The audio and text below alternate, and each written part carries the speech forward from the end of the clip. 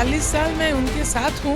उनको जो पथ से चलना था खुद बदल दिया और आम जनता के ऊपर जो अत्याचार हुई मैं उसके खिलाफ हूँ। मैं चड्डा नहीं हूँ ये बोल रही हूँ। को जवाब नहीं दूंगी, मैं जवाब सिर्फ अपने क्षेत्र के लोगों को दूंगी। जवाब मिल जाएगा आपको।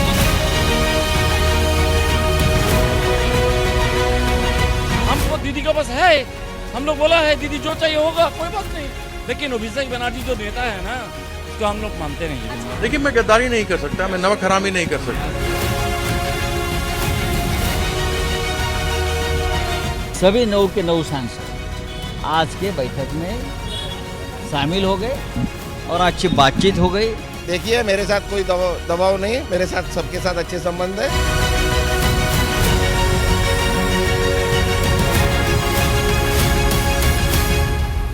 पश्चिम बंगाल में विधानसभा चुनाव 2026 के नतीजों के बाद टीएमसी में वो बगावत का दौर शुरू हुआ जिसकी कल्पना खुद ममता बनर्जी ने भी नहीं की होगी। चुनावी नतीजों के बाद ममता दीदी की पार्टी ताश के पत्तों की तरह बिखरती नजर आ रही है। टीएमसी के 28 लोकसभा सांसदों में से 20 बागी सांसदों ने ममता का साथ छोड़ दिया, यानी जितना झटका ममता दीदी को चुनावी हार से नहीं लगा होगा उससे कई ज्यादा तो बागियों ने दे दिया। टीएमसी से अलग होने के साथ ही बागियों ने नेशनलिस्ट संजस्टिन पार्टी ऑफ इंडिया यानी एनसीपीआई में विलय का ऐलान कर दिया। बागी सांसदों ने रविवार को लोकसभा स्पीकर ओम बिरला से मुलाकात कर उन्हें विलय का आधिकारिक पत्र भी सौंपा। इस पूरे तख्तापलट की अगुवाई कर रही है सांसद काकोली घोष। बागी गुट ने साफ कर दिया कि वो संसद में अब टीएमसी के साथ नहीं बल्कि अलग बैठेंगे। इतना ही नहीं, काकोली घोष ने कहा कि हम पीएम मोदी के नेतृत्व में एनडीए के साथ मिलकर काम करेंगे। बागी गुट के पास 2/3 सांसदों का समर्थन है, लेकिन सबसे बड़ा सस्पेंस इस बात को लेकर है कि आखिर दिग्गजों से भरी टीएमसी ने इन बागी सांसदों ने त्रिपुरा की एक छोटी सी गैर मान्यता प्राप्त पार्टी एनसीपीआई को ही क्यों चुना। राजनीतिक पंडितों की माने तो ये दल बदल कानून से बचने का एक सोचा समझा लीगल मास्टर स्ट्रोक है। 20 सांसदों का जाना यानी 2/3 का आंकड़ा पार करना, जिससे संसद में इनकी सदस्यता सुरक्षित रहे। लेकिन क्या ये महज एक सियासी फैसला है या ममता बनर्जी को कमजोर करने की कोई बहुत बड़ी क्रोनोलॉजी?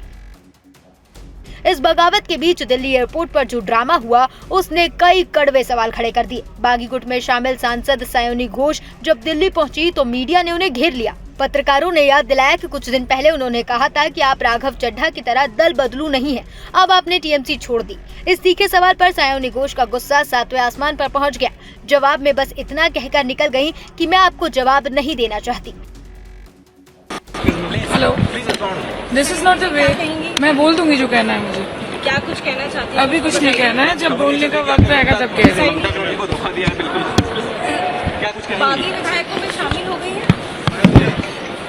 सब पता चलेगा आप लोगों को, आप लोगों को पता चलेगा जब वक्त आएगा। देखिए आपको मैं आपको जवाब नहीं दूंगी, मैं जवाब सिर्फ अपने क्षेत्र के लोगों को। ये लोग आपकी बात सुन रहे हैं, सही की है आवाज आपके लोगों तक पहुंच रही है, क्या कुछ आप बताएंगे? आवाज आगे भी पहुंचेगी। चड्डा नहीं हूँ, चड्डी बन जाऊँ, ऐसी बात आप क्यों कर रही थी? ऐसी बातें क्यों कर रही थी? अब सयोनी सीधे सीधे धोखा। अरे यार क्या चल रहा है यार? सयोनी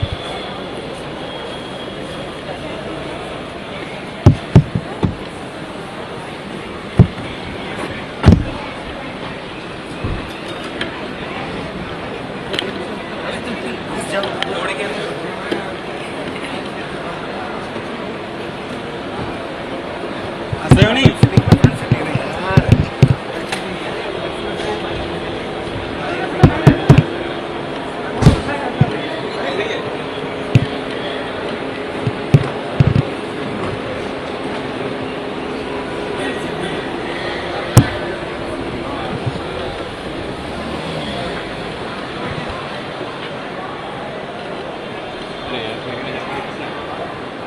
यार ये खुल क्यों जाता है भाई?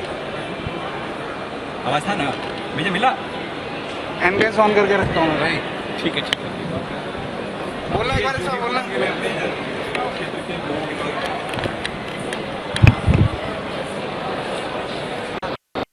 दीदी का साथ छोड़ दिया मैम आपने। हाँ हाँ माला जी क्या कहेंगे? बहुत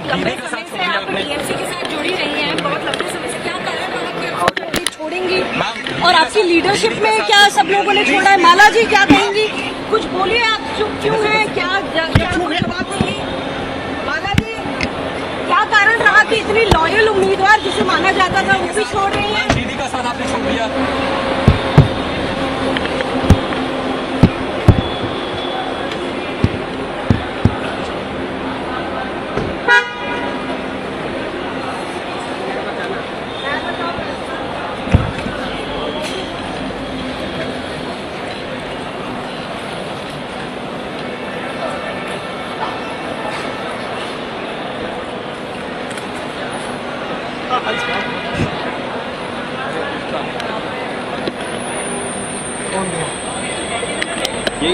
एक तरफ जहां सायोनी घोष मीडिया के सवालों से भागती दिखी, वहीं बागी सांसद अरूप चक्रवर्ती ने दावा किया कि शत्रुघ्न सिन्हा भी हमारे साथ आ जाएंगे। आखिर वो जाएंगे कहां? हमारे तो 22-20 आदमी सही कर दिया, शत्रुघ्न भी कर सकता है, जाएगा कहाँ? दीदी के साथ हैं वो कह रहे हैं। दीदी का साथ तो सब तो दीदी का साथ था, हम लोग को भी तो दीदी का साथ था, तो क्या हो गया? अभी नेता कौन है आपका फिर? हमारा अभिनेता ही है डॉक्टर काकोली जी। हालांकि बिहारी बाबू शत्रुघ्न सिन्हा ने साफ कर दिया कि मुसीबत के समय में ममता बनर्जी ने उनका साथ दिया था, इसीलिए वो दुख की इस घड़ी में उनका साथ नहीं छोड़ेंगे। मेरा नेता सिर्फ एक है, नेता या नेत्री, और वो है ममता बनर्जी और सिर्फ ममता बनर्जी। तो मैं उनके मामलों में कोई टीका टिप्पणी नहीं कर सकता हूं, मैं ज्यादा कुछ नहीं बता सकता हूं।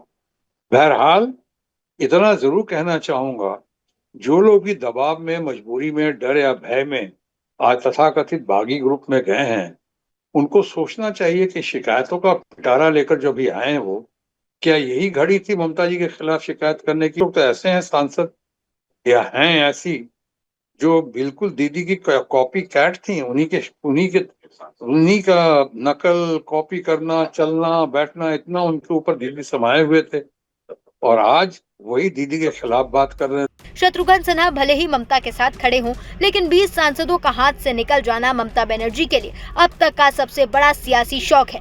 सांसद से लेकर कोलकाता तक सवाल गूंज रहा है, क्या ममता बनर्जी को चुनावी चक्रव्यूह में फंसाकर हराने और उनकी पार्टी को तोड़ने की ये कोई सोची समझी इनसाइड प्लानिंग थी?